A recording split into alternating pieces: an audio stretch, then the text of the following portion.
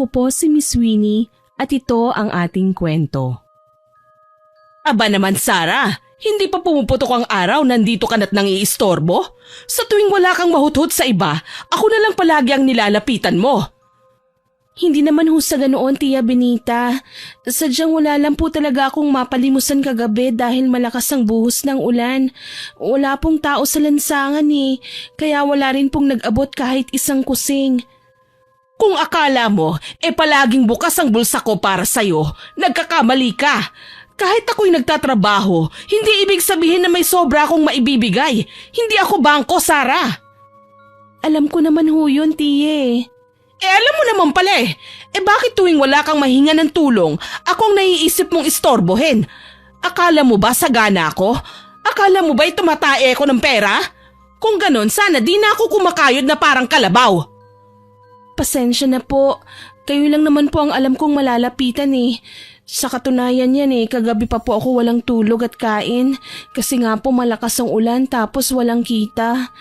Sige na po, Tia, kahit konti lang po na pambili ng pagkain. Ayan, style mo yan. Yung dadaanin mo pa ako sa konsensya. Gusto mo kaawaan kita? Ikaw, di ka ba naawa sa akin? Sa dami ng anak ko, gusto mo pati ikaw palamunin ko? Lumayas ka na nga dito. Sandali lang, Tia. Huwag niyo naman po akong palayasin kaagad. Parang awa niyo na. Wala naman ho akong ibang malalapitan Umalis ka na. Wala ka nang mahihita sa akin. Punong-puno na ako sa'yo, Sarah. Dagdag problema ka lang Pwede ba? Ang tanda-tanda mo na. Dumiskarte ka nang hindi palagi na lang sa akin umaasa. Huwag ka nang maging pabigat. Hindi ko naman ho ginusto to, Tia. Kung may ibang paraan lang ako. Kung may ibang mapuntahan lang ako, hindi ko kayo iistorbohin. Kung talagang ayaw mo kong istorbohin, bakit hindi mo simulan sa paghahanap ng matinong kabuhayan? Ilang beses na kitang sinabihang maghanap ng maayos na trabaho. Hindi yung aasa ka lang sa limos ng iba. Ilang beses ko na pong sinubukan Kaso ayaw nila akong tanggapin dahil no read no write daw po ako. Ultimo ang pangalan ko, hindi ko po alam kung paano isulat Sinong tangang tatanggap sa akin? Kung yan ang palaging nandyan sa utak mo, di ka nga talaga uusad. Alam mo, ang daming mahirap sa Pilipinas pero nakakaya nila. Nakakagawa sila ng paraan para mabuhay na maski di umaasa sa awa ng iba. Grabe naman ho kayo makatalak. Akala nyo naman madali lang mamalimos sa kalsada. Ginawa ko naman ho talaga ang lahat Ginawa mo na ang lahat. Aba, yan na ba ang lahat? Ang umasa sa akin sa tuwing wala kang makain? Ang humingi ng pera sa tuwing wala kang malimos? Kung ginawa mo na talaga ang lahat, hindi ka dapat nandito ngayon. Hindi ko ho alam ang gagawin ko, Tia. Ayan na naman tayo. Hindi alam? Kung walang gustong tumanggap sa'yo, bakit hindi mo subukang gumawa ng paraan? Bakit hindi ka man lang sumubok maglako ng paninda, magbenta ng kung anuman, maghanap ng kahit anong diskarte? Wala naman ho akong puhunan. Madali lang pong sabihin pero kung kayo po ang nasa sitwasyon ko, maiintindihan niyo po ako. Manahimik ka! At gusto mong ako ang magbigay? Ako na naman ang sasagot sa problema mo? Pasensya na ho. O sige, pagbibigyan kita ngayon. Pero ito na ang huli Huwag ka nang makabalik-balik dito sa bahay, Sarah. Last na to Matuto ka nang tumayo sa sarili mong mga paa. Susubukan ko po. Gawin mo! Ay, ang aga-aga. Nai-stress ako sa'yo. Pasensya na po talaga. Kung gusto niyo po, utusan niyo na lang po ako. Ipaglalaba ko kayo o lilinisin ko ang bahay niyo. Kapalit ng pagkain o pera na ibibigay niyo sa akin ngayon. Oo na! Ano pa bang magagawa ko? Ay, pambihirang buhay to, oo. Kung minamalas ka nga naman palagi, pabigat talaga. Hoy, ikaw na bata ka. Kailangan mong maintindihan na hindi ako palaging may maiaabot sa'yo, Kung ako lang ang masusunod, tutulungan kita Kaso anong gagawin ko? Mahirap lang din naman ako. Ayoko rin naman pong maging pabigat sa inyo. Kung hindi lang po namatay ng maagang mga magulang ko, hindi sana ako ganito. Nabigyan sana nila ako ng magandang buhay. Sa bagay na yan, wala na tayong magagawa dyan. Kasi lahat naman ng tao dun papunta. Yung mga magulang mo nauna lang. Huwag mo nang pagmukmukan yung maagang pagkamatay nila. Umalis sandali ang ginang sa harap ni Sarah. Nang bumalik ito ay may bitbit na siyang isang supot ng pagkain. Oh, hayan. Pasalamat ka at may tirang kanin at ulam yung mga pinsan mo kagabi. Oh, kunin mo na yan at umalis ka na dito bago pa magising ang mga yon. Salamat po, tiya. Pero bigyan niyo naman po ako maski konting pera. Sige na po. Wala nga akong pera. Kaya nga yan lang ang maibibigay ko sa'yo. Alam mo, kung wala ka ng pag-asa, ba't di mo subukang pumasok sa club? Maganda ka naman. Pipilahan ka ng mga lalaki. Sigurado ko. Kesa nagtitiis ka dyan sa lansangan na namamalimos. Sige na, alis na! Habang naglalakad si Sarah palayo sa bahay ng kanyang tiyahin, ramdam niya ang bigat ng mga salitang binitiwan nito. Masakit pakinggan pero alam niyang may katotohanan ng iba doon. Wala siyang matatakbuhan, wala siyang matutuluyan, at wala siyang kasiguraduhan sa kanyang kinabukasan. Hawak niya ang supot ng pagkain, isang munting biyaya sa gitna ng kanyang desperasyon. Ngunit ang huling sinabi ni Aling Binita ang lalong gumulo sa kanyang isipan. Pumasok sa club. Alam niyang maraming babae ang napipilitang gawin yon para lang mabuhay. Pero yun ba talaga ang tanging daan para sa kanya? Hindi niya alam kung ano ang mas mahirap, ang gutumin o ang ibenta ang sarili. Napahinto siya saglit sa kanto. Tinignan ang langit na unti-unti nang lumiliwanag.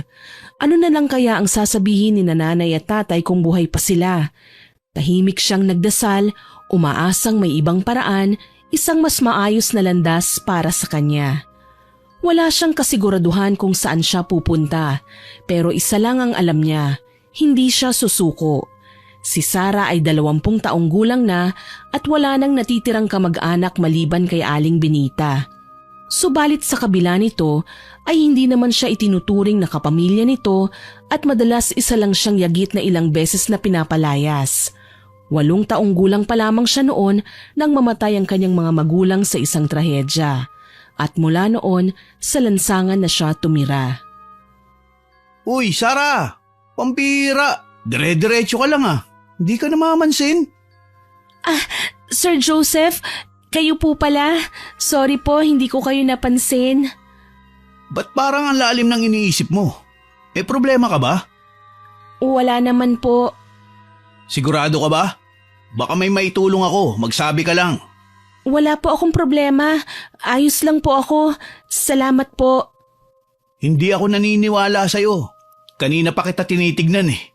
May problema ka, alam ko. Ano ba nangyari sa'yo? Ang totoo po, wala po talaga akong napalimusan kagabi kaya hindi ko po alam kung saan ako kukuha ng pagkain ngayon. Nahihirapan na po akong mamalimos kasi madalas nagrereklamo na yung mga hinihingan ko. Malakas pa daw ho ako sa kanila eh. Magtrabaho daw ho ako. Yun pala. Alam mo, di lang naman ikaw ang may problema sa pera eh. Lahat ng tao. Pero di ba, may tiya ka naman. Ba't di ka humingi ng tulong dun? Ginawa ko na po, pero binigyan lang ako ng bahaw at konting ulam. Heto oh, tapos pinagtabuyan na niya ako. Pambihira naman talaga yan, tiyahin mo na yan.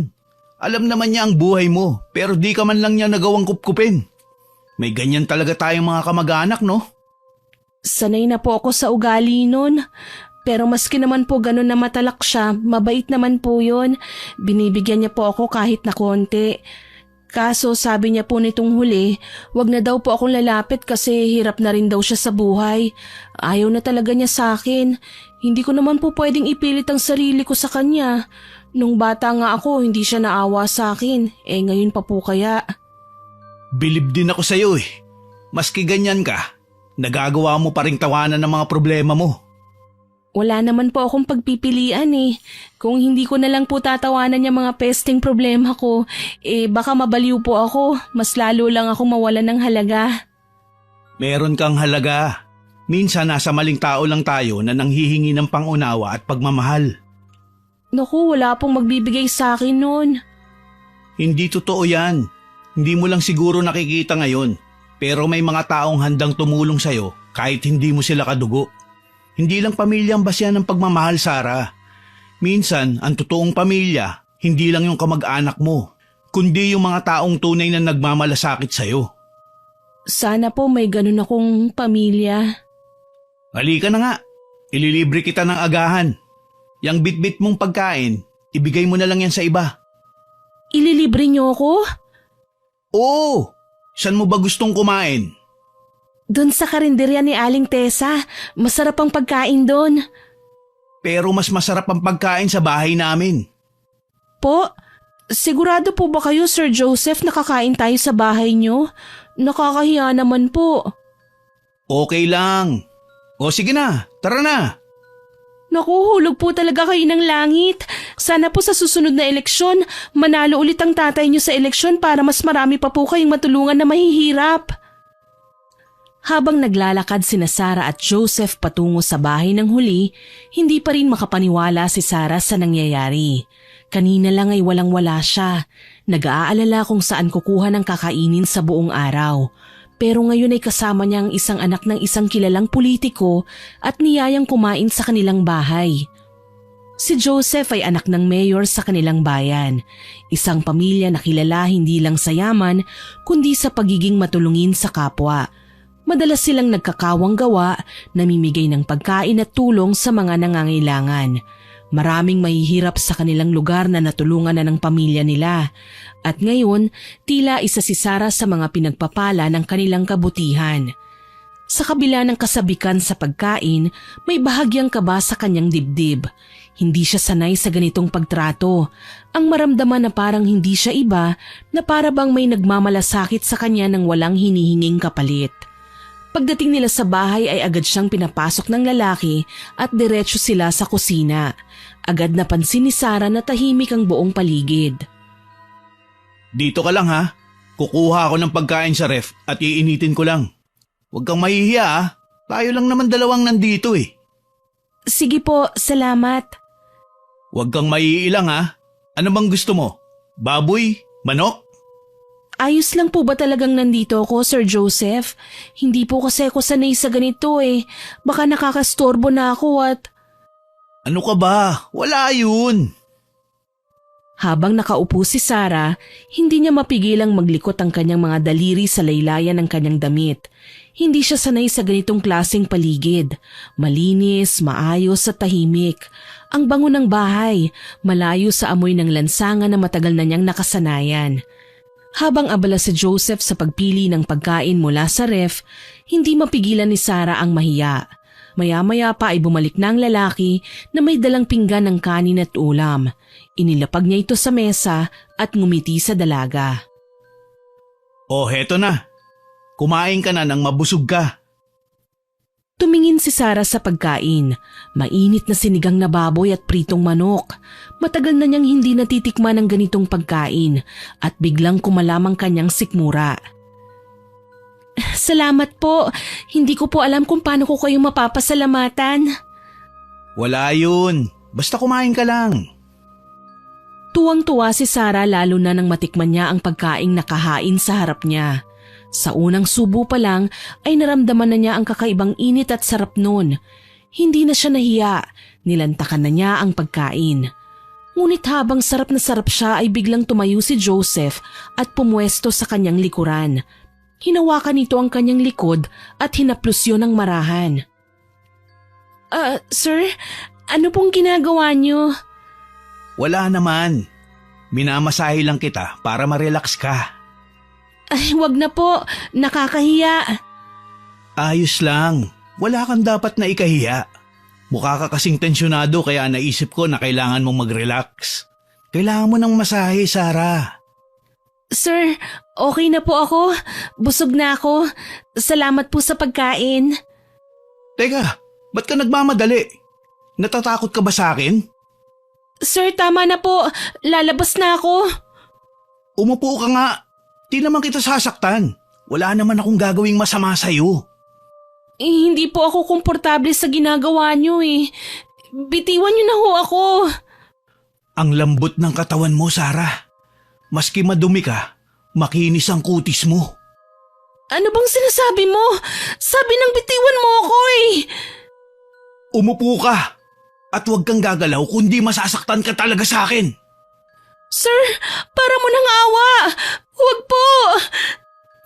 Alam mo bang ang ganda-ganda mo? Nag-umpisang manginig ang buong katawan ng babae habang nararamdaman niya ang malamig na kamay ni Joseph na gumagapang sa kanyang leeg at batok. Sir Joseph, maawa na po kayo. Huwag po. Ngunit hindi siya tumigil. Mas lalong dumulas ang kanyang mga daliri pababa sa braso ni Sarah, habang ang isang kamay naman ay mahigpit na nakahawak sa kanyang balikat.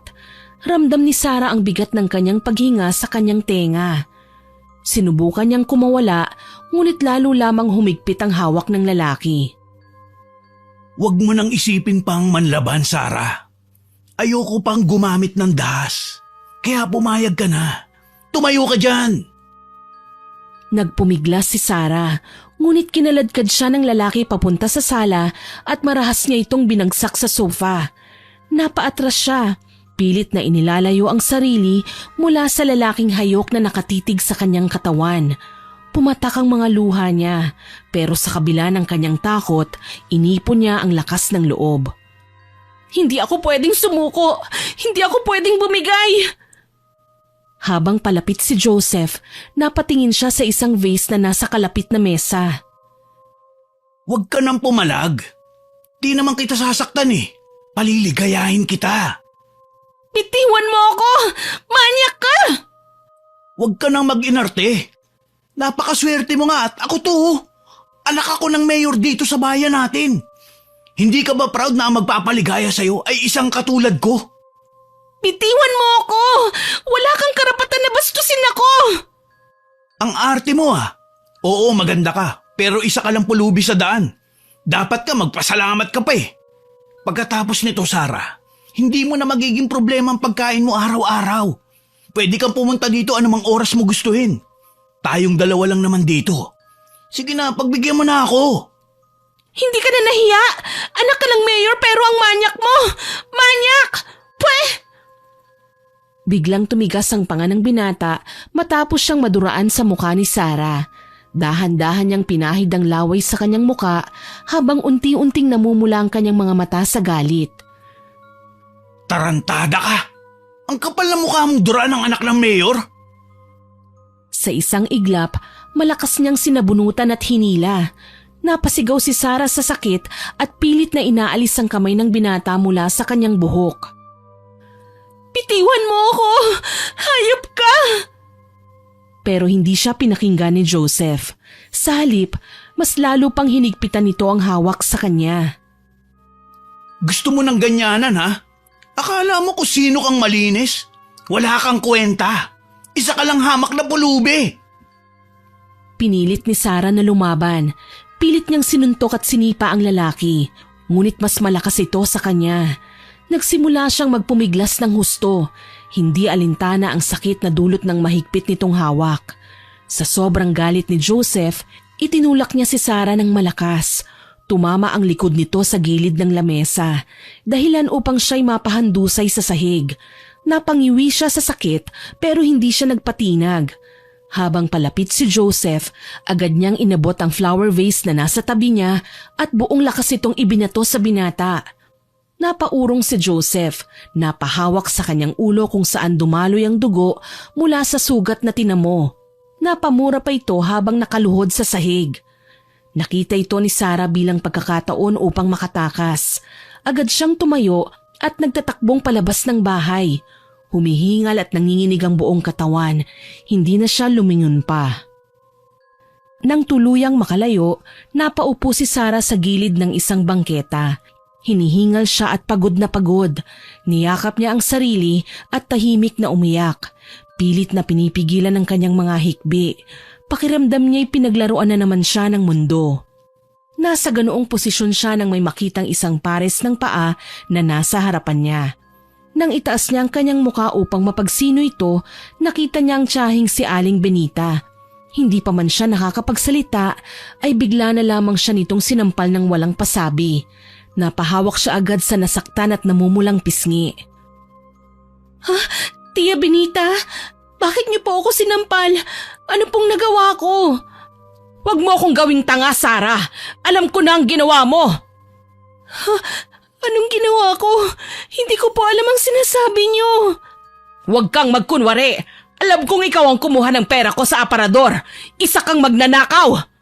Hindi po, wala po akong kinuha. Hindi ko po magagawa yun. Huwag kang magsinungaling sa akin. Kanina pa kita hinahanap. Akala mo ba hindi ko malalaman? Alam kong ikaw lang ang nasa bahay nang mawala ang pera ko. Pero wala po akong kinuha. Maawa naman po kayo. Maniwala po kayo sa akin. Diyos ko, Sarah. Wala ka na talagang hiya. Hindi pa ba sapat lahat ng naitulong ko sa'yo? Pinakain kita kahit hirap din ako. Binibigyan kita kahit wala rin ako. Tapos ito ang igaganti mo sa akin?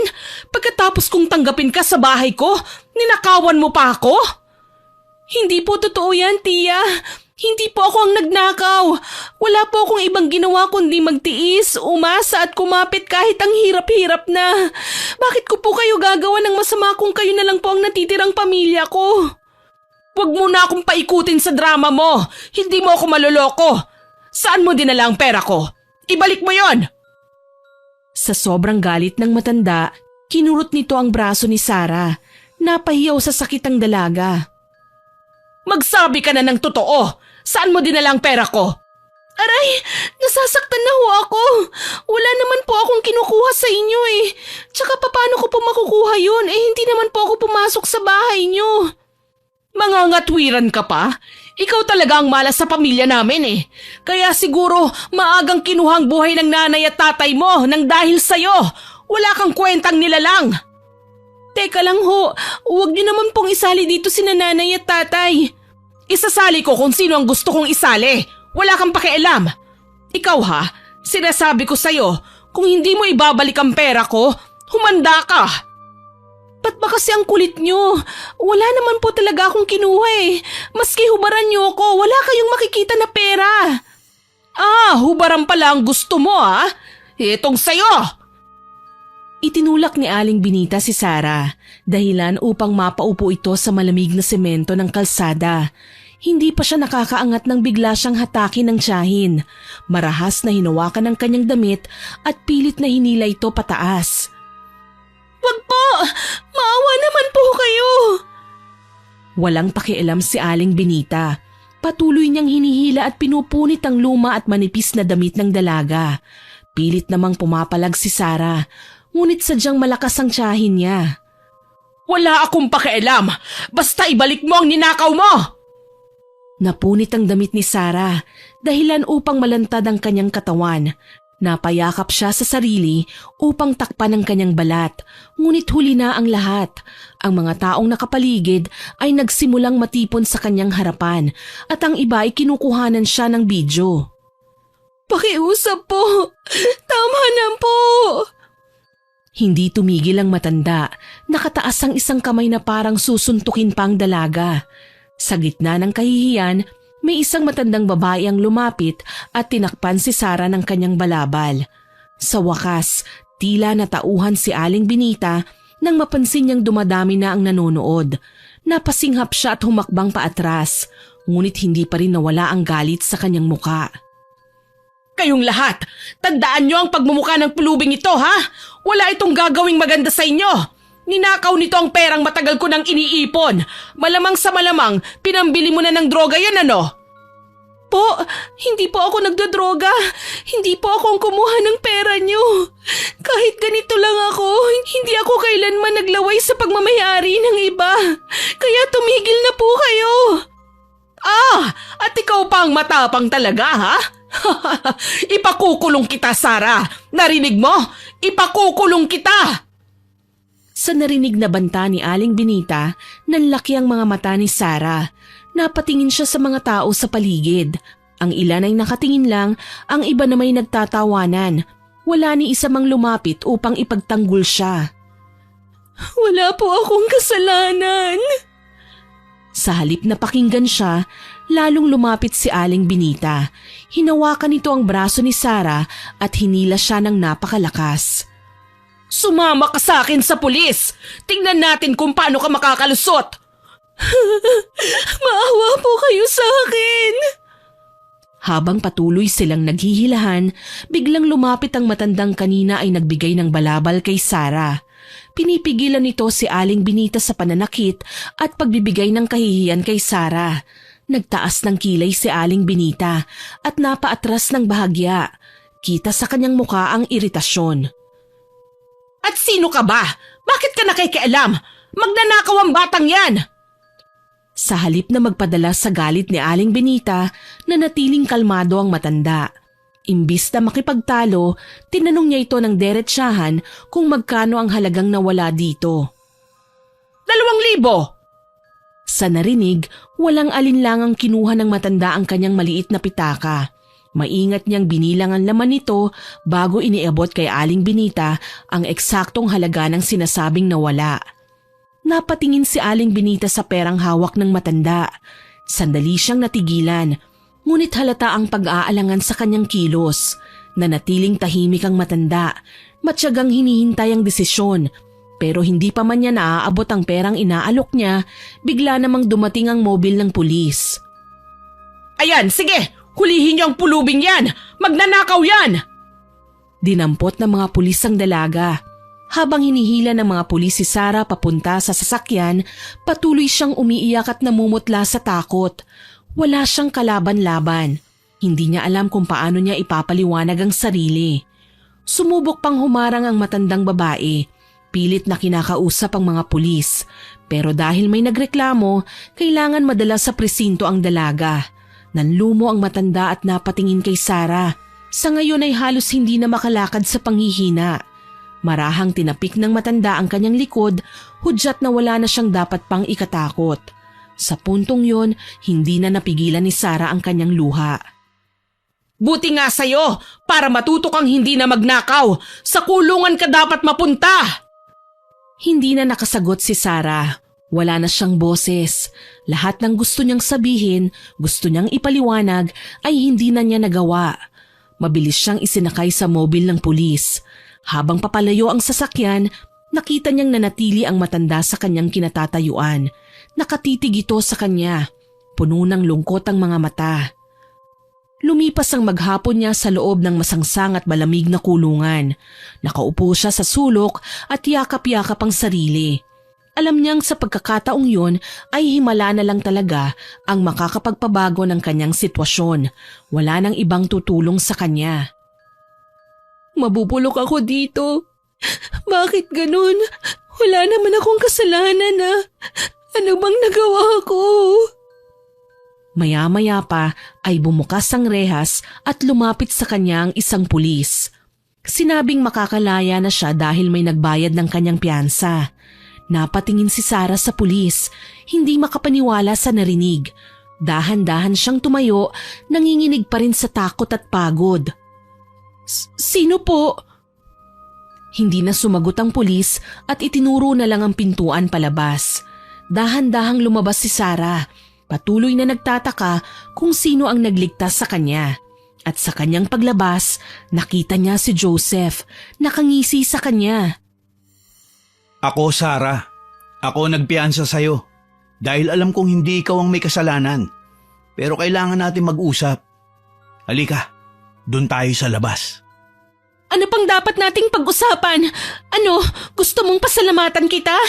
Akala mo ba dahil inilabas mo ko rito, tatanawin ko tong utang na loob matapos ang lahat ng ginawa mo sa akin? Sarah, makinig ka muna. Hindi ko ginusto na humantong sa ganito. Hindi mo ginusto? Sir Joseph, gusto mong iparamdam sa akin na may utang na loob ako sa'yo? Nang dahil inilabas mo ako rito, kailangan kitang tingnan bilang tagapagligtas ko? Ano to? Isa na naman bang paraan mo para kontrolin ako? Hindi ganoon. Alam kong nagkamali ako. Hindi ko dapat ginawa yun sa'yo. Pero kasi, gusto lang naman kitang tulungan. Tulungan? Sa tingin mo mabubura ng perang binayad mo sa piyansa ang pananamantala mo sa akin? Akala mo ba dahil pinalaya mo ako, mababago ng lahat? Hindi, Sir Joseph. Hindi ko makakalimutan ang ginawa mo. Alam kong hindi ganun kadali ang lahat. Pero wala nang ibang tumulong sa'yo. Ako lang. At dapat ba akong magpasalamat? Dapat ba akong yumuko sa harapan mo at aminin na may utang na loob ako sa'yo? Hindi ko hiningi ito. Hindi ako humingi ng tulong mo. Hindi ko sinasabing magmakaawa ka o magpasalamat. Gusto ko lang na makita mo na hindi ako ang tunay mong kaaway dito. Siguro nga hindi kita kaaway, pero hindi rin kita kailanman makikitang bilang kakampi. Tama na, Sarah. Tapos na yun. Hindi ko na mababago, pero kaya ko pang itama. Itama? Paano mo yun itatama, Sir Joseph? Sa pamamagitan ng pera? Sa pamamagitan ng pagpapakita na may kapangyarihan ka? Sarah, makinig ka muna. Wala na akong dapat pang pakinggan mula sa'yo. Sa bawat segundo na kaharap kita, naaalala ko lang kung paano mo ako muntik babuyin. Alam mo ba kung gaano kabigat yun sa akin? Kung gaano kasakit? Hindi ko ginustong… Pero ginawa mo pa rin. Hindi mo na mababago yun, Sir Joseph.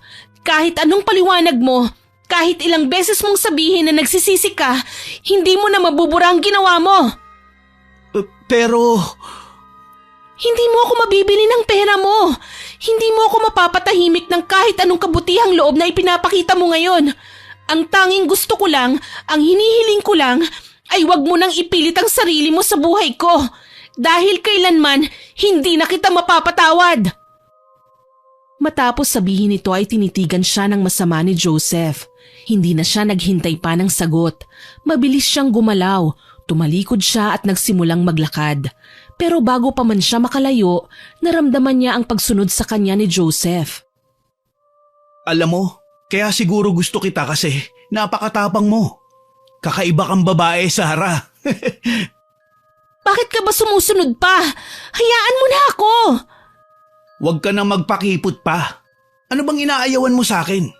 Magandang lalaki naman ako at marami nagkakandara pa sa akin. Eh di sila na lang ang kunin mo. Pakialam ko sa'yo. Ayaw mo talaga? Sinasabi ko na nga ba eh. May iba kang balak kaya mo ko inilabas sa kulungan. Hayop ka! Manyak! Agad na lumayo si Sarah. Mabilis itong tumakbo palayo pero sinundan pa rin siya ni Joseph. Nakaramdam na siya ng takot. Alam niyang kapag lumaban siya, tiyak na sa kulungan na naman siya pupulutin. Kaya naman nagdesisyon siyang takbuhan na lang ito at taguan. Pumasok siya sa loob ng mapuno at masukal na lugar. Sinikap niyang maitago ang sarili sa matataas na damo. Naririnig pa rin niya ang mga yabag ni Joseph. Huwag ka na magtago, Sarah. Alam kong nandyan ka lang. Napakagatlabi si Sarah. Pilit pinipigil ang mabilis na paghinga. Muling narinig ni Sarah ang mabibigat na yabag ni Joseph. Unti-unti itong lumalapit. Sinasadyang iparamdam sa kanya na wala na siyang matatakbuhan. Huwag ka nang magpanggap, Sarah. Akala mo ba makakatakas ka? Kilalang kilala na kita. Alam ko kung paano ka kumilos. Kung paano ka mag-isip. Napapikit ang dalaga. Pinipigilan niyang manginig. Pilit na nilalabanan ng lumalakas na takot sa kanyang dibdib. Alam niyang kung mahuli siya ni Joseph, hindi na ito magiging kagaya ng dati. Mas magiging delikado ito. Bigla niyang narinig ang tunog ng mga sanga na naaapakan. Napakalapit na. Napahawak siya sa bibig. Pigil na pigil ang sariling huminga ng malakas. Wala ka nang mapupuntahan. Dahan-dahang lumingon siya at nakita niyang ilang di pa na lang ang layo ni Joseph mula sa kanya. Mabilis siyang kumilos, patagong gumapang sa lupa. Ininda ang hapdi ng matinik na mga damo sa kanyang balat. Kailangan niyang makatakas. Subalit bigla niyang naramdaman ang isang kamay na mahigpit na sumunggab sa kanyang braso. Nahuli na kita. Napapiglas si Sarah. Nagpumiglas ng buong lakas, ngunit mas malakas si Joseph. Hinatak siya nito patayo, mahigpit ang pagkakahawak sa kanyang braso. Bitiwan mo ako! Ayoko na! Wala kang pupuntahan. Puno ng takot at galit ang kanyang puso, ngunit alam niyang hindi na siya maaaring sumuko. Sa isang iglap, ginamit niya ang natitirang lakas.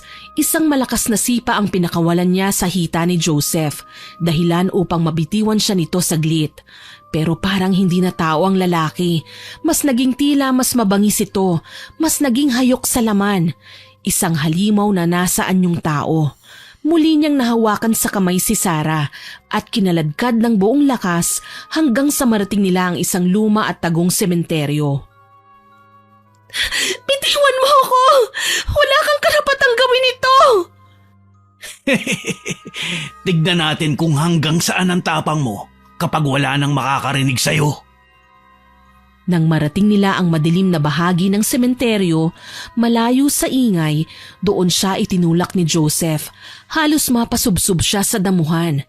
Napangiwi si Sarah sa sakit, pero pilit siyang bumangon. Pilit niyang tinapangan ang sarili. Wala kang konsensya! Akala mo ba matatakot mo ako? Sa halip na sumagot, isang mabilis at walang awang suntok ang lumapat sa kanyang sikmura. Napasinghap si Sarah. Napakapit siya sa tiyan habang unti-unting nanghihina na ang kanyang katawan. Para siyang nauubusan na ng hangin. Nanlabo ang kanyang paningin. Nangaagaw sa ulirat, pilit hinahanap ni Sarah ang lakas para lumaban. Ngayon, wala nang makakapigil sa akin. Tulong! Tulungan niyo ako! Sumigaw ka pa. Wala namang makakarinig sa'yo dito. Wala kang matatakbuhan. Hindi mo ako matatakot, Joseph. Kung akala mo makukuha mo ang gusto mo, nagkakamali ka. Ang tapang mo pa rin kahit ganito na ang sitwasyon mo. Pero hanggang kailan? Hindi ako susuko. Mas mabuti pang mamatay na ako kaysa bumigay sa isang halimaw na katulad mo. Ganun ba? Mas gusto mong mamatay kaysa maging akin? Hindi mo ako pagmamayari. Wala kang laban sa akin. Ibigay mo na ng kusa. Sige na. Bitiwan mo ako. Hayop ka. Nakakadiri ka. Nakakadiri pala. Hayop ka. Huwag mong gawin yan. Hayop. Naturingan kang disenteng tao. Pero sa likod nito, isa kang masahol na demonyo. Ano ngayon, ha? Sa mundong ito, ang mahina ay kinakain ng malakas. At ikaw, wala kang laban sa akin. Halimaw! Mahigpit na hinawakan ni Joseph ang baba ng dalaga. Pilit na inilalapit ang kanyang muka sa kanya. Nanginginig si Sarah sa takot at galit, ngunit hindi niya hinayaang manaigang panghihina. Sinubukan niyang lumaban. Pilit na itinutulak ang lalaki palayo, ngunit hindi sapat ang kanyang lakas. Sa isang marahas na kilos, pinunit ni Joseph ang kanyang damit. Inilantad ang kanyang katawan sa malamig na hangin ng gabi. Napapikit si Sarah sa matinding kahihiyan at pangamba, ngunit hindi na niya pinayagang masupil siya ng takot. Pilit niyang tinakpan ang sarili gamit ang nanginginig na mga kamay, ngunit walang pag-aalinlangan siyang hinawakan at hinaplos ng lalaki. Pilit pa rin siyang lumaban, pero sinuntok siya ulit nito sa sikmura. Namilipit siya sa sakit, ni hindi makapagsalita. Halos mawala na siya ng ulirat. Habang namimilipit sa sakit si Sarah, naramdaman niya ang paggapang ng malamig na kamay ni Joseph sa kanyang braso. Pinilit niyang igalaw ang katawan, ngunit nanlalata na siya, parang nauupos na kandila.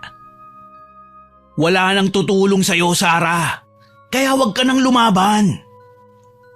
Hindi siya sumagot. Sa halip pinag-igihan niya ang pagpiglas.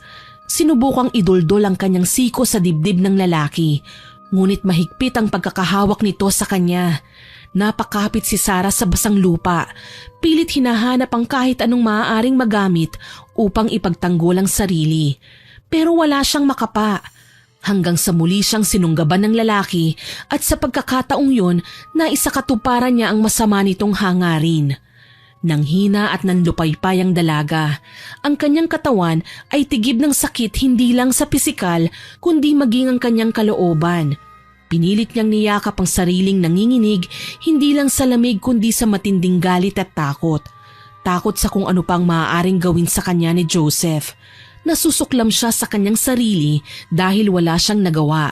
Hindi niya matanggap na wala siyang nagawa para ipagtanggol ang kanyang sarili. Dahan-dahang dumaloy ang luha sa kanyang pisngi habang nakatitig sa kawalan. Tahimik pa rin ang paligid at ang tanging maririnig ay ang kanyang paghikbi at ang hingal ng lalaking nananamantala sa kanya. Wala kang puso, Joseph. Isa kang halimaw. Paano mo nagawa sa akin to? Nakatayo lang sa harap niya ang lalaki at walang bakas ng pagsisisi ang kanyang muka. Sa halip nakangisi ito at waring natutuwa sa pagkawasak ng dalaga. Huwag ka nang mag-inarte dyan. Naangkin na kita.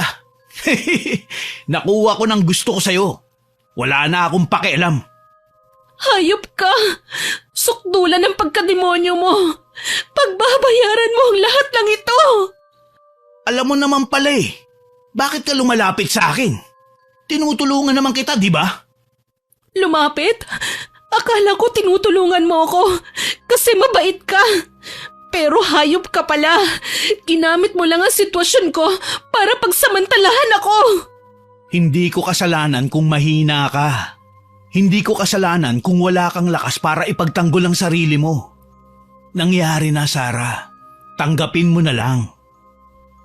Nanlabo ang paningin ni Sarah sa galit. Gusto niyang sugurin si Joseph, durugin ang mukha nito. Pero alam niyang wala siyang laban. Pero hindi ibig sabihin na tatahimik na lang siya. Hindi ko ito matatanggap, Joseph. Hindi kailanman. Hindi mo ako matatakot. Hindi ako mananahimik. Pagsisisihan mo ang lahat ng ginawa mo sa akin. Pagsisisihan? At paano mo gagawin yun, ha? Lalapit ka sa polis? Sinong maniniwala sa'yo? Ikaw na pulubi? Ikaw na walang kwenta sa mata ng tao? Habang ako... Hayop ka! Mas marami pang kwentang isang pulubi kesa sa'yo. Isa kang duwag, Joseph. Isang walang kwentang lalaki na kailangang gumamit ng dahas para lang makuha ang gusto niya. Akala mo ba makakaligtas ka? Akala mo ba wala akong gagawin? Katakot ah. Pero alam mo naman na wala kang magagawa. Tanggapin mo na lang ha. Hindi ako bibitaw. Kahit na anong mangyari, hindi ako titigil hanggat hindi mo pinagbabayaran ang ginawa mo sa akin.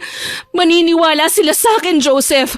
Kahit wala akong pera, wala akong kapangyarihan, meron akong isang bagay na hindi mo makukuha. Yun ay ang katotohanan. Katotohanan? Wala akong pakialam dyan. Sa mundong ito, ang may kapangyarihan ang may kontrol. At sa pagitan nating dalawa, ako ang may kapangyarihan. Pero wala kang konsensya. Isa kang demonyo, Joseph. Hindi mo kayang itago yan habang buhay. Darating ang araw, lahat ng ginawa mo babalik sa'yo. At kapag dumating na ang araw na yon, gusto kong nandoon ako. Gusto kong makita kung paano mo kakainin ang lahat ng kasamaan mo. Nagtagpo ang mga mata nila, isang nagbabantang tingin mula kay Sarah at isang mapanuksong tingin mula kay Joseph. Pero sa likod ng malamig na ekspresyon ng lalaki, may isang bahagyang takot na dumaan sa kanyang mga mata. Gawin mo ang gusto mo, pero tandaan mo to, wala pang nanalo laban sa akin. Wala pang nagtagumpay para pabagsakin ako. At hindi ikaw ang magiging una. Isinusumpa ko, ikaw mismo ang gagawa ng sarili mong hukay. Manahimik ka na. Magpasalamat ka at bubuhayin pa kita. Hindi na sumagot pa si Sarah. Sa halip ay tumitig siya ng diretso kay Joseph na puno ng puot ang kanyang mga mata. Napangiti ng mapaitang lalaki, tsaka siya tumalikod at dahan-dahang lumakad palayo. Hindi pa ito tapos, Joseph. Tuloy-tuloy lang ang lalaki, hindi na lumingon. Sa isip niya, tapos na ang lahat. Hindi na niya kailangan mag-alala pa. Iniwan niyang mag-isa si Sarah sa sementeryo, pagod, duguan at gutay-gutay ang kaluluwa.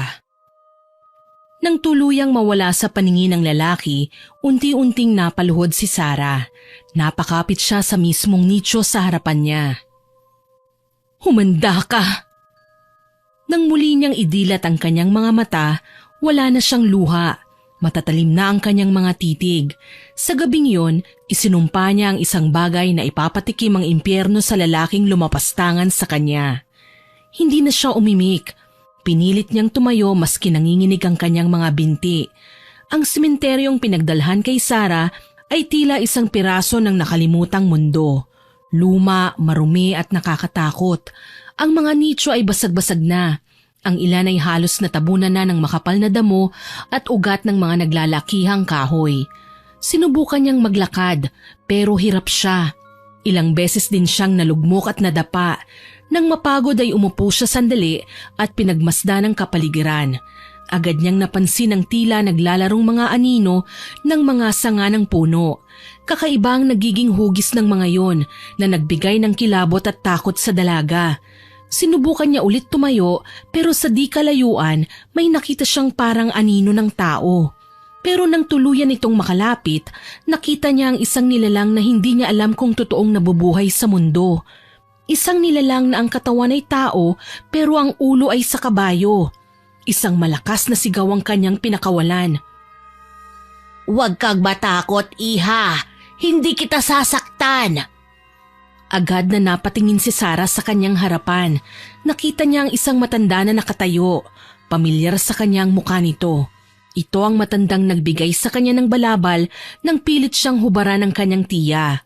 At ito rin ang muling nagbigay sa kanya ng damit ngayong punit-punit na ang kanyang kasuotan dahil naman sa panggagahasa sa kanya ni Joseph. "Sino ka? Bakit bigla-bigla ka nalang sumusulpot? Tsaka ano yung kasama mo?" "Wala kang dapat nakatakutan. Yan ang alaga kong tikbalang, Sarah." "Bakit mo ko kilala? Sino ka ba talaga?" "Matagal na akong nakasubaybay sa'yo. Alam ko ang lahat ng pinagdadaanan mo, iha." "Binabantayan mo ko? Anong ibig mong sabihin?" "Ako si Gloria. Gusto ko lang magmalasakit, iha." "Tama na! Huwag niyo na akong lokohin! Masyado nang maraming nangyari ngayong araw, Lola. Kung gusto po ninyo akong patayin, gawin niyo na. Kotan ako eh. Kotang-kota na ako sa kamalasan ngayong araw." "Ano bang nangyari sa'yo? Nawala ka sa paningin ko kaninang dinala ka ng mga pulis. Paano ka nakalabas?" "May nagpiansa po sa akin. Yung walang yang anak ng mayor." "Teka, hindi ba sabi niyo sinusubaybayan niyo ako? Bakit hindi niyo ako tinulungan?" "Sabi ko nga, di ba, nawala ka sa paningin ko nang dinampot ka ng mga pulis." Bakit nandito kayo?" "Dahil dito ang bahay ko. Ikaw nga ang dapat kong tanungin eh. Anong ginagawa mo rito?" "Tinala ako dito para babuyin. Matapos niya akong ilabas sa kulungan, pinaboy niya ako." "Halika, huwag kang matakot. Nandito na ako." "Lolokohin niyo lang din ako. Iwan niyo na ho ako rito." "Hindi kita lolokohin. Ang totoo niyan, tutulungan kita. Sabihin mo lang." "Tutulungan? Anong tulong ang maibibigay niyo?" "Gusto mong gumanti sa lahat ng mga nanakit sa'yo? Tutulungan kita." "Paano?" "Sumama ka sa'kin." "Saan ho tayo pupunta?" "Sa lugar na ligtas ka." Dahan-dahang isinuot ng dalaga ang iniabot na damit sa kanya ng matanda. Nagsimula silang maglakad ng kanyang kasama, pati na ang tikbalang sa dilim, papasok sa pinakagitna ng lumang sementeryo. Doon ay may nakita ang dalaga na isang luma at maliit na bahay kubo. "Matagal na akong nakatira dito, iha." "Nakakatakot dito. Sana hindi na lang ako sumama sa inyo." "Sinabi ko na sa'yo, wala akong masamang... Hindi kita sasaktan dahil alam mo, matagal nang itinadhanang mapunta ka sa lugar na ito." Biglang napatakip ng ilong si Sarah nang biglang malanghapang malansang amoy na nagmumula sa kung saan. Amoy nabubulok na karne. "Anong sinasabi niyo?" "Halika, pumasok tayo sa loob. May ipapakita ako sa'yo." Pagpasok nila Agad na bumungad sa dalaga ang madilim at sirasirang loob ng bahay. Ang sahig ay gawa sa luma ng kahoy. Ang dingding ay tagpi-tagpi, gayon din ang bubong na halos nabalot na ng agiw. Ngunit ang mas nakakakilabot ay ang paglakas ng nakasusulasok na amoy na nanggagaling sa nabubulok na karne. Nagsindi ng lampara ang matanda at doon nakita niya ang ilang piraso ng karneng nakasabit sa may malapit sa lutuan, sa daanan ng usok. Naisip ng dalaga na sadyang pinauusukan ng mga karning yon para sa isang espesyal na putahe. Bukod doon ay may nakita din siyang mga natuyong itim at pulang likido sa sahig at mesa. Sa isang sulok ay may nakita siyang mga nakasabit pang ilang piraso ng buto na wari mula sa maliit na hayop o tao. Napatingin ang matanda sa takot na mukha ni Sarah. Uulitin ko, wala akong masamang gagawin sa'yo. Sa katunayan ay nais talaga kitang tulungan. Anong klasing tao kayo? Hindi kayo ordinaryong tao lang. Nararamdaman ko yun. May tinatago kayo. Ay, tama ka. Hindi ako ordinaryong tao lang. Kaya nga may alaga akong tikbalang, hindi ba? Kung ganun, ano ka? Isa kong aswang. Aswang? Bakit ka nanginginig? Kung gusto kitang saktan, sana kanina ko pa ginawa. Hindi, niloloko niyo lang ako. Ang mga aswang sabi nila ay tuso. Masasama sila at kumakain sila ng tao. Hindi, may balak ba kayong kainin ako? Tama ka, iha. Aswang nga ako. Nangangain ako ng tao pero hindi naman kita kakainin. Kaya ako nagpakita sa'yo ay dahil gusto nga kitang tulungan. Makinig ka sa akin. Gusto kitang tulungan. Bakit niyo ako tutulungan? Anong kapalit, ha? Ay, hindi lahat ng aswang ay kasing sama ng sinasabi ng iba. May mga katulad akong natutong mamuhay ng hindi nananakit ng inosente. Ang kinatatakutan mo ay totoo. Pero hindi lahat ng totoo ay dapat mong kasuklaman. Napatingin si Sarah sa matanda. Hinahabol pa rin ang hininga. Gusto niyang umalis. Gusto niyang lumayo. Pero hindi niya magawa. May kakaibang lakas sa presensya ni Gloria. Isang bagay na hindi niya maipaliwanag. Alam kong may mas matindi pang takot sa puso mo, Sarah. Mas malalim pa kaysa sa takot mo sa akin. Si Joseph. Alam kong hindi mo malilimutan ang ginawa niya sa'yo. Tutulungan kitang maibalik ang lahat ng nawala sa'yo. Anong ibig niyong sabihin?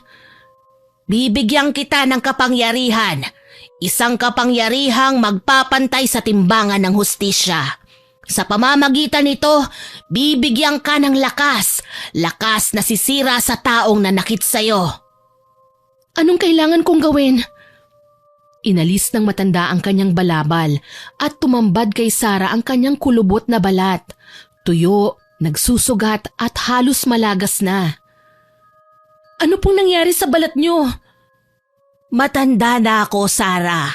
Hindi ka maniniwala sa edad ko kung sasabihin ko sa'yo ang totoo. Dahil lang huyan sa katandaan? Dahil ito sa labis na katandaan. Matagal na akong nabubuhay sa dilim at ngayon gusto ko nang magpahinga. Ano hong kinalaman ko dyan?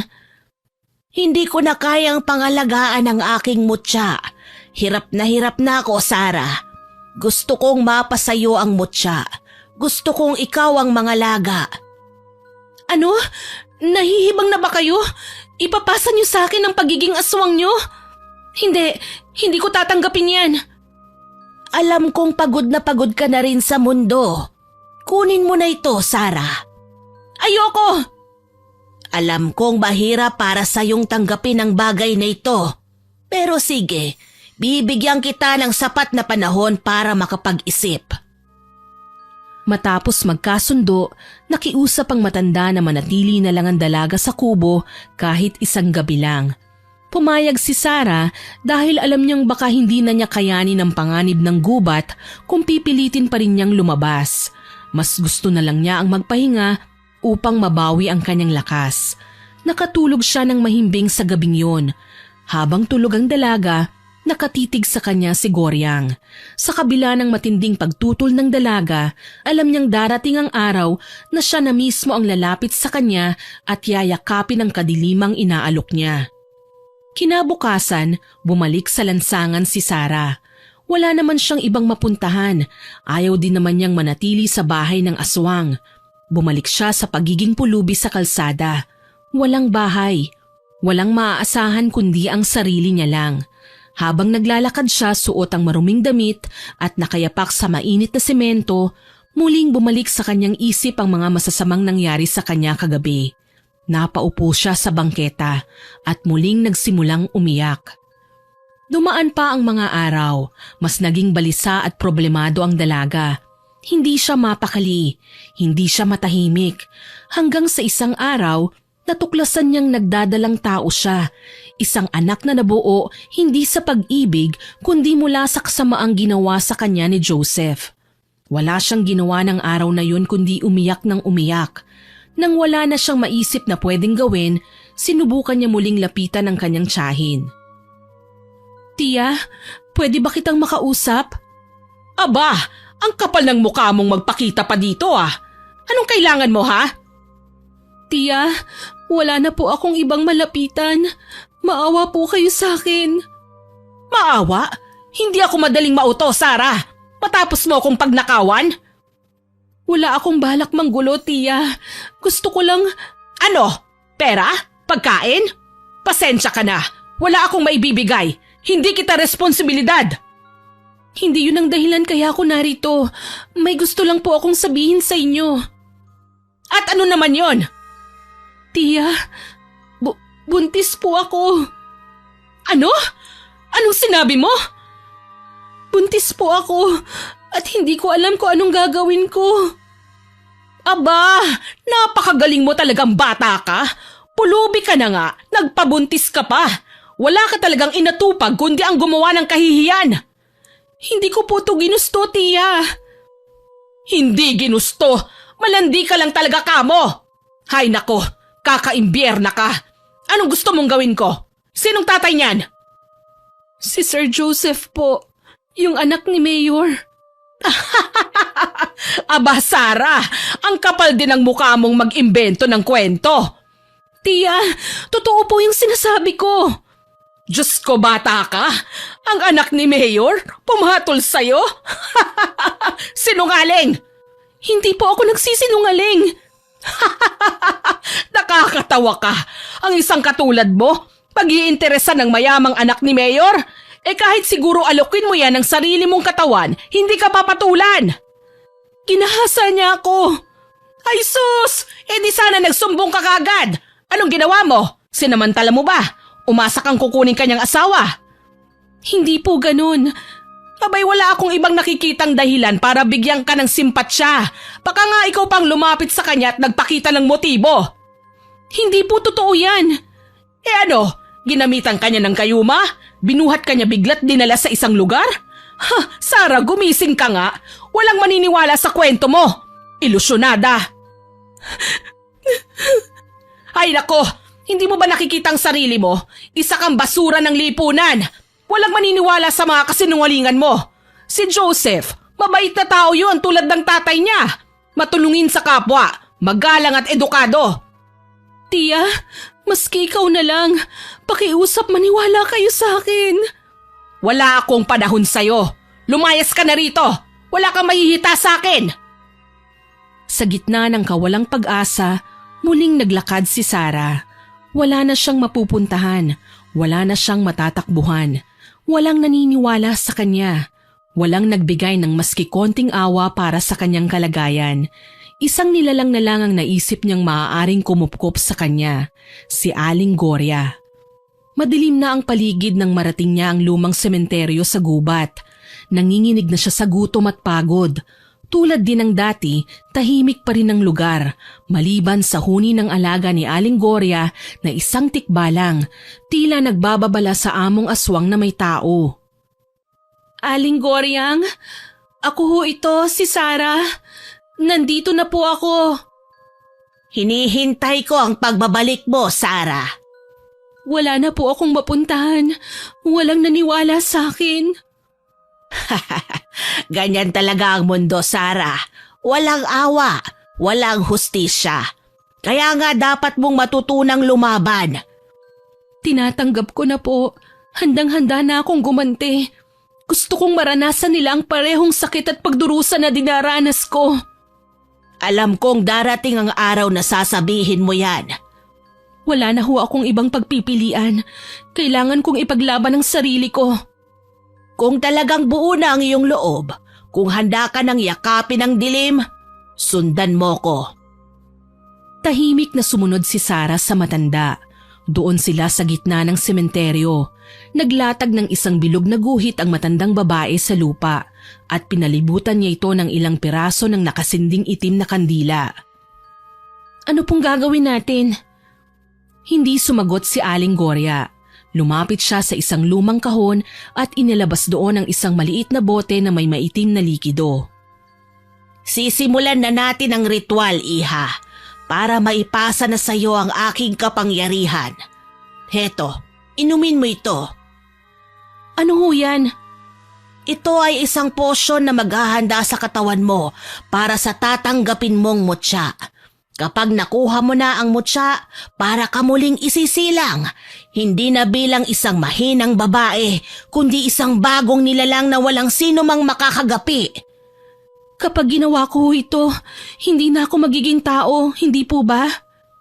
Ang tanong, gusto mo pa bang manatiling tao?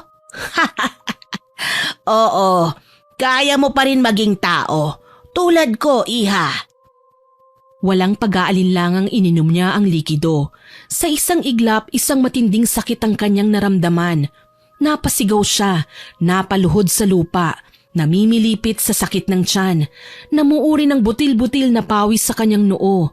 Ang kanyang mga mata biglang naging itim. Nagsimulang magdasal ang aswang, isang kakaibang dasal na hindi maunawaan ni Sarah. Nagpatuloy ito hanggang sa unti-unting iniluwa nito ang isang puti at bilog na bato mula sa kanyang bibig. Napangiwi si Sarah habang pinagmamasdan ang anyo ng matanda na parang naaagnas na bangkay at ang kanyang bibig na nilalabasan ng mutya puno ng malapot na laway. Ngayon, ipapasa ko na sa iyo ang mutyang ito. Kapag nilunok mo ito, magiging isa ka na sa amin. Hindi mo na mararamdaman ang gutom, pagod at takot. Sa halip, magkakaroon ka ng lakas. Dahan-dahang inilapit ng matanda ang mutya sa bibig ng dalaga. Pagdampi pa lang ng mutya sa kanyang dila, ay nakaramdam na ng matinding pag-iinit ang katawan niya. Lunukin mo, Sarah. Nag-aalangan man, ipinikit ni Sarah ang kanyang mga mata at nilunok ang mutya. Muli isang matinding kirot ang kanyang naramdaman. Gumuguhit sa kanyang lalamunan ang nakakapasong init. Para siyang nahibang, hindi niya alam kung ano ang kanyang hahawakan, dibdib, tiyan o lalamunan. Bigla siyang nakaramdam ng kakaiba ng matapos ang sakit. Lakas, kapangyarihan at kakayahang magpalit ng anyo. Ang kanyang mga mata ay tila lumabo, ngunit nang bumalik ang kanyang paningin, nakakakita na siya maski sa dilim. Napangiti si Aling Gloria habang pinagmamasdan ng pagbabago ni Sarah. Isa ka na ang ganap na aswang. Pagkasabi nun ni Aling Gloria ay unti-unti nang nanghina. Napaluhod siya sa lupa at tuluyan nang nangisay hanggang sa ito ay mawalan ng buhay. Ang katawan niya ay tuluyan nang naging abo. Napatitig si Sarah sa abo ng matanda. Wala siyang naramdamang lungkot o panghihinayang bagkus isang kakaibang sigla ang kanyang naramdaman. Dahan-dahan siyang tumayo.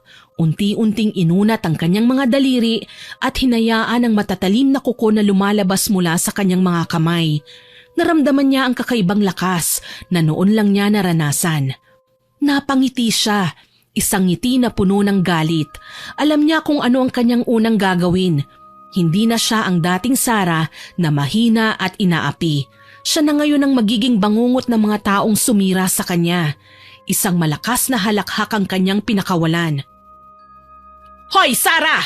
Salamat naman at nakita rin kita! Nakaupo si Sarah sa harap ng bahay ng ginang. Kadarating lang ito at pawis na pawis tila galing sa isang mahabang lakaran. Kanina pa kita hinahanap. Alam mo bang alam na ni Mayor ang tungkol sa'yo? Pinapahanap ka niya sa akin. Halika, tumuloy ka muna sa loob ng bahay. Ano? At bakit niyo ako patutuluyin sa bahay niyo? Ikaw naman, hindi ba buntis ka? Bawal ka mahamugan. Aba, malalagot tayo kay Mayor kapag nalaman niyang pinababayaan kita at ang apo niya. Kaya halika na, kumain ka na ba? Bakit mabait kayo ngayon sa akin? Hindi naman kayo ganyan ah. Kahit kailan hindi niyo pa ako pinapasok sa bahay niyo. Anong meron, Benita? Biglang napatingin si Sarah sa kamay ng kanyang tiyahin at nakita niyang may hawak itong ilang piraso ng asul na pera sa kanyang mga kamay. Pilit itong ikinukubli ni Aling Benita pero huli na. Nakita na ito ni Sarah. Kaya pala bigla kayong bumait, Tia Benita. Binigyan ka pala ng pera ni Mayor. Ha, anong kapalit? Dadalhin niyo ako sa kanya? Para ano? Para patahimikin? Hindi pa rin talaga kayo nagbabago. Wala pa rin kayong malasakit sa akin. Wala kayong pakialam. Pamangkin niyo ako pero anong ginawa niyo? Hindi niyo ako inalagaan. Pinabayaan niyo ako magpalaboy-laboy sa lansangan. Ano bang sinasabi mo? Hindi naman ako ganun kalupit tulad ng sinasabi mo, Iha. Tinutulungan naman kita, hindi ba? Eh syempre, hindi nga lang buo kasi mahirap lang din naman ako. Mahirap? Eh yung pagmamahal, mahirap ba talaga ibigay yon? Babawi ako, kaya nga hinahanap kita eh. Para sabihin sa'yo na makikipag-ayos sa'yo si Mayor at yung anak niya. Aalagaan ka daw nila at di pa babayaan niyang dinadala mo. Isa akong magiging malaking kahihiyan sa kanila. Alam kong nagsisinungaling ka, Tia. Papatayin nila ako kaya nila ako pinapahanap. Magsabi kayo ng totoo sa akin. Sarah, tumigil ka. Ang kapal ng mukha mong sigawan ako. Lumabas din ang totoo. Ngayon wala na akong konsensya. Alam kong tama ang gagawin ko. Anong sinasabi mo? Sa isang iglap, nagsimulang magbago ng anyo si Sarah. Parang binabali ang buto nito hanggang sa nagkaroon ito ng pakpak na para bang isang paniki. Nagkaroon din siya ng matatalas na kuko at matatalim na pangil. Ang kanyang mga mata ay nabalot ng itim. Sarah? Ano yan? Oras na ng paniningil, Tia Benita. Wag! Bago pa makatawag ng pansin sa ibang tao, naging mabilis ang kilos ng aswang. Sinaksak niya ang dibdib ng Ali at dinukot ang puso nito. Hindi na nakaimik si Aling Benita. Mulat ang mga mata nito habang nakatingin sa puso niyang dinukot ng aswang. Natumba siya at namatay.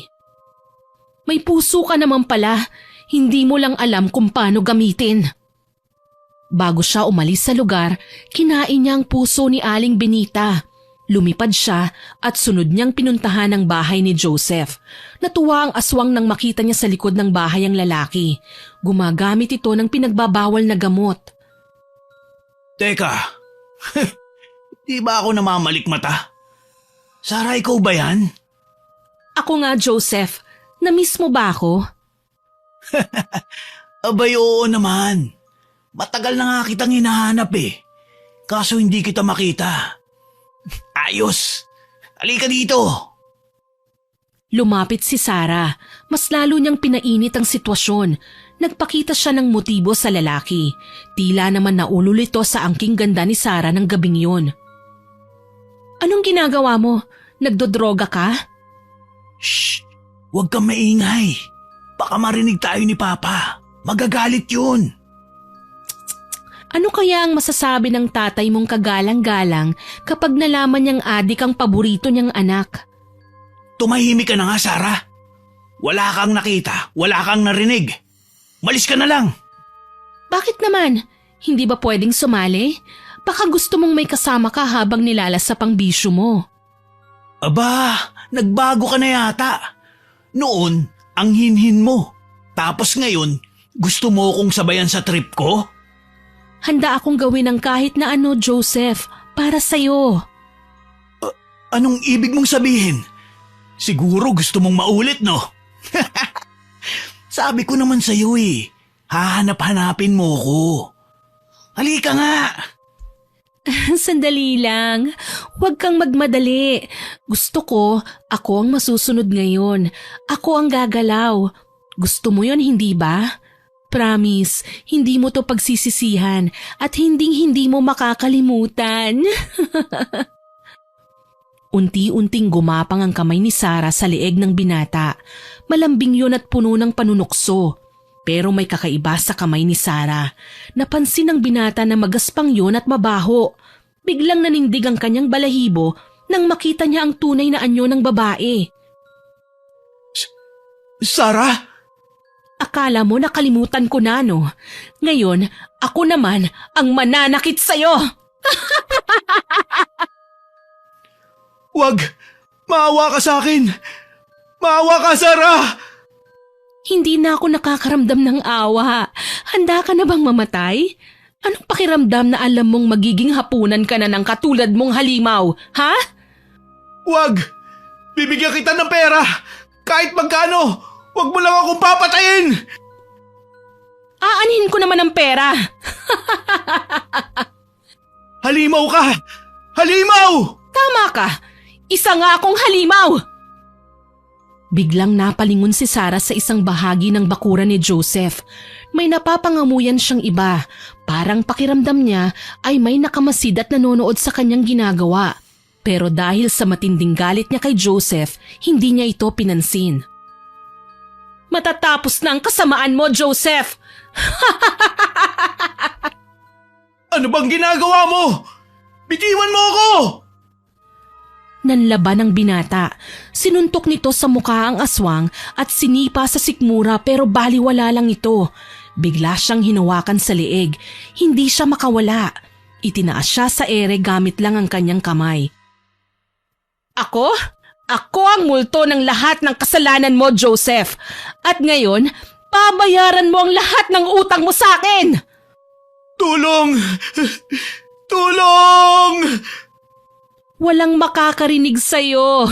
Wala nang makakapagligtas sa'yo. Sa isang iglap, inginudngod ni Sarah ang mukha ni Joseph sa lupa. Napuno ng putik at dugo ang kanyang bibig at ilong. Nagpupumiglas siya ngunit wala siyang magawa sa lakas ng halimaw na nakadagan sa kanya. Tama na! Maawa ka! Ang sarap pala marinig yan. Ngayon alam mo na ang pakiramdam kung paano mamalimos ng awa. Sarah! Pakiusap! Isa kang malaking kahihiyan. Dapat sa'yo mamatay ng dahan-dahan. Dahan-dahan niyang itinutok ang matatalas niyang kuko sa dibdib ng binata. Inihanda niya ito sa pagsaksak sa dibdib nito. Sa isang marahas na galaw, itinarak ng aswang ang matatalas niyang kuko sa liig ni Joseph. Bumulwak ang masagana nitong dugo, mainit at mapulang-mapula. Napatingin siya sa lalaki na noon ay nanginginig, unti-unting nawala ng buhay, hanggang sa tuluyan nang pumikit ang kanyang mga mata. Mabulok ka sa impyerno! Napangiti si Sarah. Ang dugong nasa kamay niya ay kanyang dinilaan. Nalalasahan niya ang mainit na dugo sa kanyang dila. Matamis. Tapos na. Nakaganti na rin ako. Ngunit sa kabila ng kanyang tagumpay, may kung anong kirot siyang naramdaman. Parang bigla siyang napagod. Isang kakaibang damdamin ang kanyang naramdaman. Hindi niya maipaliwanag. Para lang siyang nasa kawalan. Wala siyang maramdaman.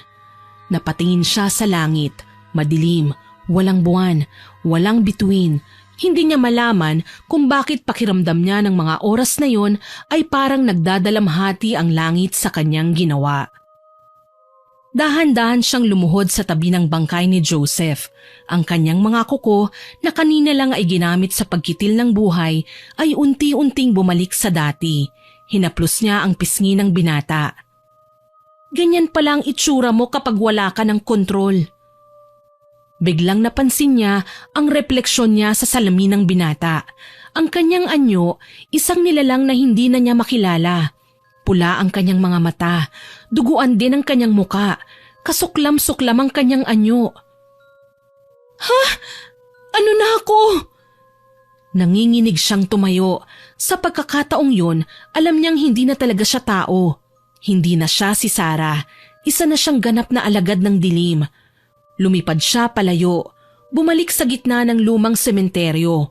Pumasok siya sa kubo at doon umiyak ng walang tigil.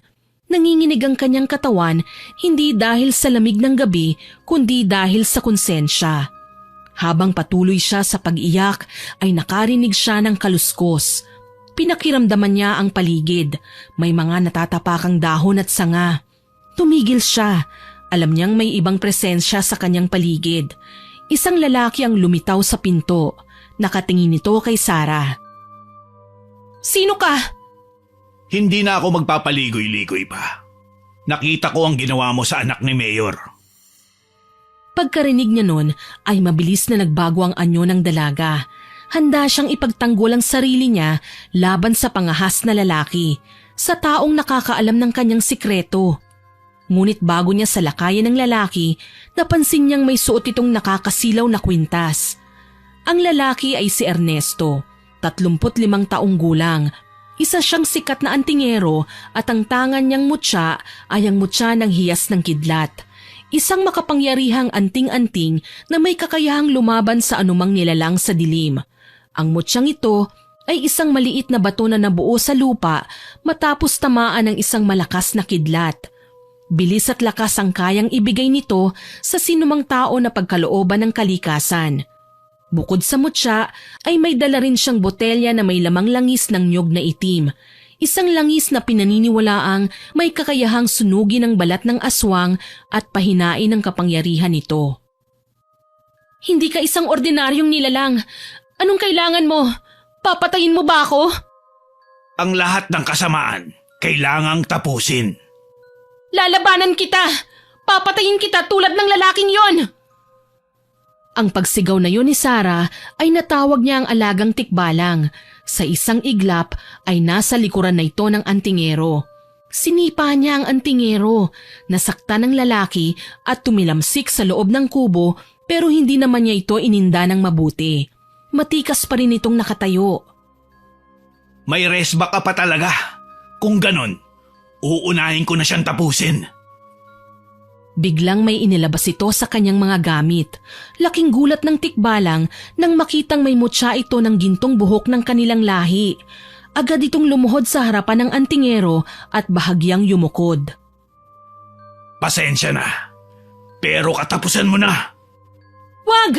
Pabayaan mo ng tikbalang na yan! Ako na lang ang patayin mo! Wala siyang kinalaman sa gulong ginawa ko!" Kung ganon ay humanda ka na. "Handa ako! Hindi ako lalaban!" Lumuhod si Sarah. Pumikit at hinintay ang kanyang kamatayan. Ngunit ilang sandali pa, iminulat niya ang kanyang mga mata. Nakita niyang nakalahad ang mga kamay ni Ernesto. Tumayo ka na. Hindi kita papatayin. "Ha? Bakit? Anong nangyari?" Itinago ng antingero ang kanyang suot na kwintas nang makita niyang hindi makatingin ng diretso ang aswang sa kanya. Nang makaramdam si Sarah na wala na ang panganib, bumalik na ito sa anyo niya bilang tao. Tapos na ang laban. "Anong pinagsasasabi mo?" Hindi naman kamatayan mo ang gusto ko. Hindi kita papatayin. Bibigyan kita ng pagkakataon para magbago. "Pinaglalaruan mo ba ako? Bakit mo to ginagawa?" Ang totoo niyan, itong gabing to, sinagip mo ko sa kasalanan. Nandun ako kanina nung pinapatay mo ang anak ni Mayor. Ang totoo niyan, nandun ako kasi. Kasi bala ko ding patayin ang hayop na yon. Ginahasa niya at pinatay ang nag-iisa kong kapatid. "Ano?" Masamang tao siya. Wala siyang konsensya. Matagal na akong nanghihingi ng hustisya pero wala. Bulag ang lahat. Walang katarungan sa mga tulad natin. Hindi nakapagsalita si Sarah. Ramdam niya ang bawat salitang sinasabi ng lalaki. Pero ngayong gabi, natapos na rin ang paghihintay ko. Natapos na rin ang paghihirap ko. At ikaw ang naging instrumento ng karma para sa kanya. "Ano nang mangyayari sa akin ngayon?" Hindi ka na pwedeng manatili dito. Mahahanap ka ng mga tao rito. Sumama ka sa akin. Ano? Nararamdaman ko na ngayong nakuha mo na ang hustisya. Gusto mong bumalik, di ba? Gusto mong bumalik sa liwanag? Tama ka. Mayroon pang daan palabas. Ako nga pala si Ernesto. Ikaw, anong pangalan mo? Ako si Sarah. Tutulungan kita. Mapapatawad pa ba ako ng Diyos? May pinatay na ako. Kumain ako ng laman at uminom ng dugo. Wala nang kapatawaran ang nagawa ko. Buhay ka pa, Sarah. At habang may buhay, may pagkakataon ka para baguhin ang iyong kapalaran. Hindi mo kailangan manatili sa dilim habang buhay. May alam akong paraan. Maniwala ka sa akin. Paano kung hindi ko kayanin? Baka huli na ang lahat sa akin. Hindi yun ang tanong, Sarah. Ang tanong diyan, gusto mo bang kayanin? Gusto kong subukan. Kung ganon, simulan natin ngayon. Inilabas ng lalaki ang dala niyang botelya na may lamang langis ng itim na nyog. Nilagyan niya ng langis ang kanyang kamay at marahang ipinahid ito sa noo ni Sarah kasabay ng pagdarasal. Alam ni Ernesto na hindi sapat ang kapangyarihan ng itim na nyog para tuluyang alisin ang sumpa ng pagiging aswang ni Sarah, ngunit sapat na ito para pahinain ang kapangyarihan nitong taglay. Sapat na ito para makontrol ang pagkauhaw niya sa dugo at laman. Hindi na siya makakaperwisyo ng ibang tao. Habang binibigkas niya ang dasal, ramdam ni Sarah ang kakaibang pakiramdam sa kanyang katawan. Hindi niya maipaliwanag. Nasasaktan siya. Para siyang sinusunog pero nagugustuhan niya ang init na yon. Nang matapos ang dasal, iminulat niya ang kanyang mga mata. Nakangiti sa kanya si Ernesto. Mula sa malayo, narinig nila ang tilaok ng manok. Sumisikat na ang panibagong umaga. Isang bagong pag-asa para sa isang kaluluwang muling naghanap ng liwanag sa kabila ng dilim. Simula ng araw na yon, nagulantang ang lahat sa sinapit ng anak ng mayor. Pero hindi aswang ang pinaniniwalaan nilang pumatay dito, kundi onsehan. Dahil sa mga nakita nilang mga gamit at droga, naisip nilang kapwa-adik ang pumatay sa kanya. Samantala, ang pagkamatay naman ni Aling Benita ang walang makapagsasabi kung ano ang totoong nangyari. Ang mga pangyayaring yun sa baryo nakalimutan na din sa paglipas ng ilang taon, kasabay ng pagkawala ng pulubing dalaga sa lugar na yon. Naway nagustuhan niyo ang aking ibinahaging kwento. Hanggang sa muli, ako po si Miss Winnie na nagpapasalamat sa inyong pakikinig.